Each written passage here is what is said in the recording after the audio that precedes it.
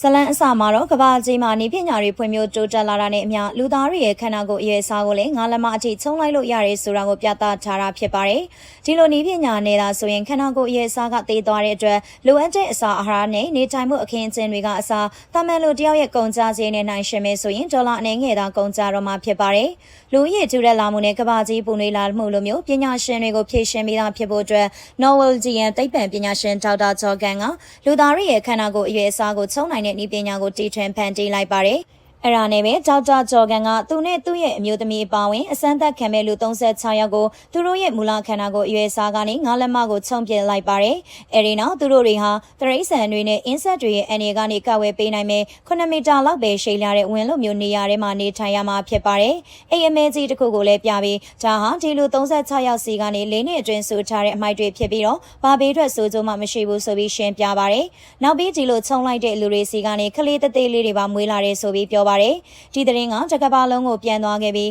ဒီဇလန်ရဲ့အဓိကဇက်ဆောင်ဖြစ်တဲ့ပေါ်ကတော့တအားအံ့ဩနေပါတော့တယ်။ပေါ်တယောက်အိမ်ပြန်ရောက်တာနဲ့သူ့အမေဖြစ်သူကိုပြောပြတော့ပေါ်ရဲ့အမေကလည်းမယုံကြည်နိုင်ဖြစ်နေပါတယ်။ဆယ်စုနှစ်ကြာသွားပြီးနောက်မှာတော့လူတော်တော်များများကစာဝတ်နေရေးမပြေလည်တဲ့အခြေအနေတွေကြောင့်ခန္ဓာကိုယ်အရဲ့အစားကိုချုံတဲ့လူတွေများလာပါတော့တယ်။ပေါ်ကဒဏ်ရာကြောင့်ကိုလက်လှုပ်ရှားမှုပြန်ကောင်းမွန်လာအောင်ကူညီပေးတဲ့ကျန်းမာရေးပညာရှင်တယောက်ဖြစ်ပြီးသူ့ရဲ့အမျိုးသမီးဖြစ်သူအော်ဒရီနဲ့အတူနေထိုင်ပါတယ်။သူတို့နှစ်ဦးကငွေရေးကြေးရေးအဆင်မပြေဖြစ်နေပြီးပေါ်ကပိုကြီးတဲ့အိမ်မှာနေခြင်းပေမဲ့လည်းပတ်စံမတက်နိုင်မှုဖြစ်နေတာပါ။တနေ့တော့သူတို့လင်မယားနှစ်ယောက်ပါတီတစ်ခုကိုသွားရင်းနဲ့တငယ်ချင်းဖြစ်သူ Dave နဲ့တွေ့တော့ Dave ကခန္ဓာကိုယ်အရွယ်အစားကိုခြုံထားသူဖြစ်ပါတယ်။ Dave တို့နေတဲ့နေရာမှာအိမ်အကောင်းစားတွေရှိပြီးဆရာဝန်တွေကလည်းတေချာကြည့်ရှုပေးတယ်လို့ပြောပါတယ်။ဒါပေမဲ့ငွေကြေးကုန်ကျတိတ်မများပဲတနေ့တချင်းနာထောင်ရင်စာအုပ်ဖတ်ရင်းနဲ့ပျော်ဖို့ကောင်းတယ်လို့ပြောလိုက်ပါတယ်။ဒါကိုကြားတဲ့ပေါ်ကသူ့အမျိုးသမီး Audrey ကိုခေါ်ပြီးခန္ဓာကိုယ်အရွယ်စားချုံပေးတဲ့နေရာကိုသွားလေးလာကြပါတယ်။စိန်တစင်စာကဒေါ်လာ80သာကျတဲ့မှာဖြစ်ပြီးလက်ရှိသူတို့ပိုင်ဆိုင်တဲ့ဒေါ်လာ3သိန်းကျော်ကခန္ဓာကိုယ်အရွယ်စားချုံထားသူတွေနေတဲ့နေရာမှာဆိုရင်ဒေါ်လာ12သန်းဘိုးလောက်300မှာဆိုပြီးအမျိုးသမီးတစ်ယောက်ကရှင်းပြပါတယ်။ကိုယ်ပိုင်ကောင်းလေးစီးနိုင်မှာဖြစ်ပြီးအိမ်အကြီးကြီးနဲ့သူတို့စိတ်ကူးအိမ်မက်တွေကအတိုင်းနေနိုင်မှာဖြစ်တယ်လို့ပြောပြလိုက်တော့နှစ်ယောက်သားကချက်ချင်းပဲခန္ဓာကိုယ်အရွယ်အစားကိုခြုံလိုက်ဖို့ဆုံးဖြတ်လိုက်ပါတယ်ပိုင်ဆိုင်သမျှအကုန်ထုတ်ရောက်ပြီးအလုပ်တွေလည်းထွက်လိုက်ကြပါတယ်။နောက်ပြီးသူတို့တငယ်ချင်းတွေကိုပါလိုက်နှုတ်ဆက်ကြပါတယ်။အဲဒီလိုနဲ့လမ်းမှာပုံမှန်အရွယ်စားရှိတဲ့လူတွေနဲ့တစ်ဖက်မှာတော့ခန္ဓာကိုယ်အရွယ်စားခြုံထားတဲ့သူတွေကိုတွေ့လိုက်ရပါတယ်။ပေါ်ကလိုအပ်တဲ့စာရွက်စာတမ်းတွေကိုလက်မှတ်ထိုးပြီးနောက်ဆရာဝန်တွေကစပင်တွေရိပ်ပစ်ပြီးသွားတွေကိုပါနှုတ်ပစ်ပါတယ်။အဲ့ဒါပြီးတော့အရွယ်အစားကိုကျုံသွားစေမဲ့ဆေးရည်သွင်းလိုက်ပြီးအားလုံးကိုအခန်းထဲမှာထားပါတယ်။အချိန်တော်ကြာပြီးနောက်လူတွေကခန္ဓာကိုယ်အရွယ်စားသေးသွားကြပြီးဆရာဝန်တွေကလိုက်စစ်ဆေးပါတယ်။ဆရာဝန်တွေကလည်းသူတို့လိုပဲခန္ဓာကိုယ်အရွယ်စားသေးတဲ့သူတွေပါပေါ်လင်းနိုးလာရောသူနာပြူကသူ့ကိုပုံမှန်အရွယ်စားကွက်ကီတစ်ခုပေးပေးမယ်ပေါ်အတွက်တော့တအားကြီးနေပါတယ်ပေါ်ကသူ့အမျိုးသမီးရောဆိုပြီးတော့သူနာပြူကဖုန်းလမ်းပေးလိုက်ပါတယ်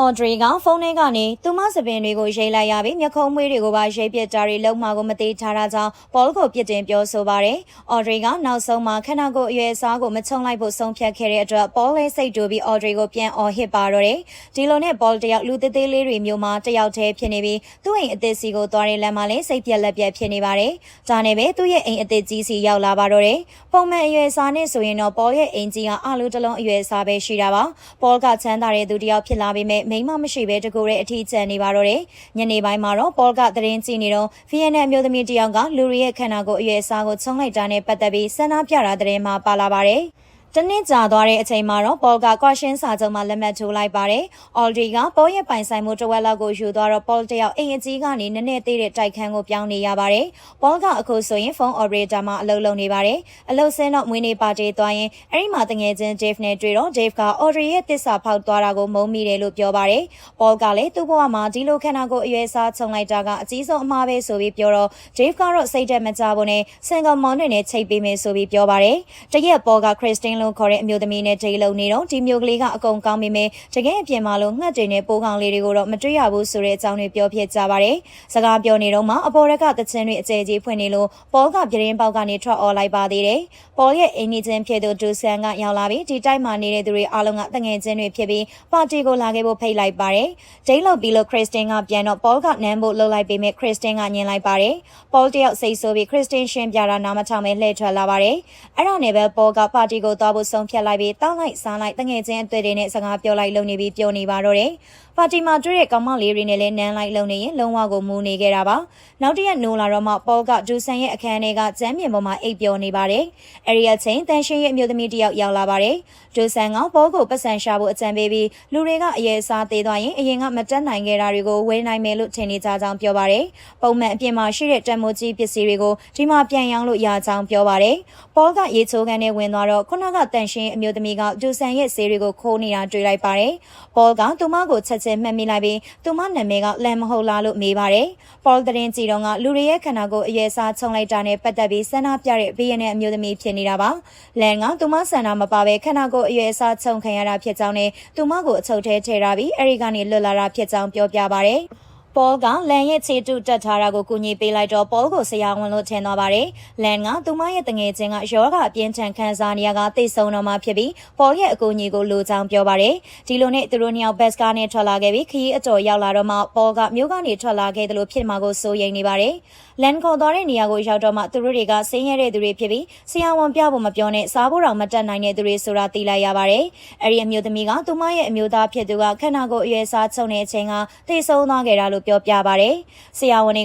သူ့ရဲ့ရွှေသားကိုဖယ်ရှားဖို့မေ့နေတာကြောင့်ခန္ဓာကိုယ်ကိုချုပ်နေတော့မှပောက်ကွဲသွားခဲ့တာဖြစ်တယ်လို့လည်းပြောပါတယ်။သူမရဲ့တငယ်ချင်းတယောက်ကလည်းကင်ဆာရောဂါဖြစ်နေပြီးပတ်စံမတက်နိုင်လို့လန်ကအကိုက်ခဲပျောက်ဆေးတွေခိုးနေရတာပါ။ပေါကတော့သူတက်နိုင်သမျှကူညီပေးခဲ့ပါတယ်။နောက်တစ်ရက်အလုပ်လုပ်သွားတော့အဲဒီဆင်းရဲတဲ့သူတွေအကြောင်းကိုပဲတွေးနေမိပြီးပေါကလန်တို့တငယ်ချင်းနှစ်ယောက်စီသွားတွေ့ပါတယ်။ဒါပေမဲ့လည်းပေါလည်းရောက်သွားရောလန်ရဲ့တငယ်ချင်းကတေဆုံးသွားခဲ့ပြီဖြစ်ပါတယ်။ပေါလည်းလန်ရဲ့ခြေတူးကိုပြင်ပေးနေရင်မတော်တဆဖြုတ်မိသွားတာနဲ့ပေါကလန်ကိုခုံပိုးပြီးတဲသွားပြီးကအိမ်ကိုလည်းတန်ရှင်းလုပ်ပေးပါတယ်။တခြားအိမ်နေချင်းတွေကလည်းသူတို့ကိုစားလို့ကြံတဲ့တချို့စားစရာလေးတွေလာပေးကြတော့သူတို့နှစ်ယောက်လည်းဆင်းရဲပြီးစားလောင်နေတဲ့သူတွေကိုပြန်ပေးလိုက်ပါတယ်။ဒါနဲ့ပဲပေါကိုလူချစ်လူခင်များလာပြီးသူတို့ရဲ့ဖျားနာနေတာတွေကအစပေါကတတ်နိုင်သလားကူညီပေးပါတယ်။တနေ့တော့ဒူဆန်ကတန်ရှင်းခေါ်တော့ပေါကိုတခြားတန်ရှင်းဝန်ထမ်းနေတဲ့ပါတွေ့လိုက်ရတော့အံ့ဩသွားပြီးရှိနေပါတော့တယ်။ဒူဆန်ကပေါပေါတိုးစရာကိစ္စတခုရှိလို့သူနဲ့တူပေါကိုနော်ဝေကိုလိုက်ခဲ့ဖို့ခေါ်ပါတယ်။နော်ဝေမှာလျှို့ဝှက်ပစ္စည်းတခုသွားပို့ပေးရမှာဖြစ်ပြီးပေါကလည်းလိုက်ခဲ့မယ်လို့သဘောတူလိုက်ပါတယ်။ကပတိန်ကောရက်ဆိုသူကလည်းသူတို့နဲ့အတူအဖွဲ့ထဲပါလာပါတယ်။သူတို့ကလန်ကိုလူသေးသေးလေးတွေစပြီးနေခဲ့တဲ့နော်ဝေကိုသွားမယ့်အကြောင်းနဲ့အဲဒီမှာဆီယဝန်ဂျော်ကန်လည်းရှိတယ်လို့ပြောတော့လန်ကပါသူတို့နဲ့အတူတူလိုက်ချင်ကြောင်းပြောပါတယ်။သူတို့ကမလိုက်နဲ့ဆိုပြီးညင်တော့လန်ကဒေါက်တာဂျော်ကန်ကသူ့ရဲ့တီထွင်မှုကိုဒီလိုလွဲမှားစွာသုံးချခဲ့တာနဲ့ပတ်သက်လို့သူမကိုတောင်းပန်ကြောင်းစာရေးပေးခဲ့တယ်လို့ပြောပြလိုက်တော့မှသူတို့လည်းလန်ကိုအတူလိုက်ခဲ့ဖို့ခွင့်ပြုလိုက်ပါတယ်။လန်ကခီးစရိတ်ကိုမတက်နိုင်ပေမဲ့လည်းသူတို့ကလန်အတွက်စိတ်မကောင်းတာနဲ့အတူတူခေါ်လာခဲ့ကြပါတယ်။ဒါနဲ့ပဲသူတို့၄ယောက်ကပေါရဲ့ရွက်လေးနဲ့ခရီးစားထွက်လာခဲ့ကြပါတယ်။ဒီလိုနဲ့ဒေါက်တာဂျော်ကန်နဲ့သူ့အမျိုးသမီးကိုတွေ့ပြီးဒေါက်တာဂျော်ကန်ကသူရှာဖွေတွေ့ရှိခဲ့တဲ့လူသားရင်းရင်ဆိုင်ရမယ့်ကြောက်စရာအကောင်းဆုံးအနာဂတ်နဲ့လူသားမျိုးနဲ့ဟာမကြခင်မှာမျိုးသုံးပြောက်ကွယ်သွားနိုင်တဲ့အကြောင်းကိုပြောပြပါတယ်။အဲ့ဒီညမှာပေါနဲ့လန်ကတယောက်နဲ့တယောက်ဝိဖက်နန်းရှုံရင်ချစ်တင်နော်နေကြပါတယ်။နောက်တနေ့မှာတော့သူတို့ဟာပထမဆုံးခန္ဓာကိုယ်အရွယ်စားချုံထားတဲ့သူတွေစီရောက်သွားပြီးအဲ့ဒီမှာဒေါက်တာကလူတွေမျိုးသုံးပြောက်ကွယ်သွားနိုင်တဲ့အန်ရကနေကာဝယ်ပေးနိုင်မှုမြေအောက်ထဲမှာသူဆောက်ထားတဲ့နေရာအကြောင်းကိုပြောပြပါတယ်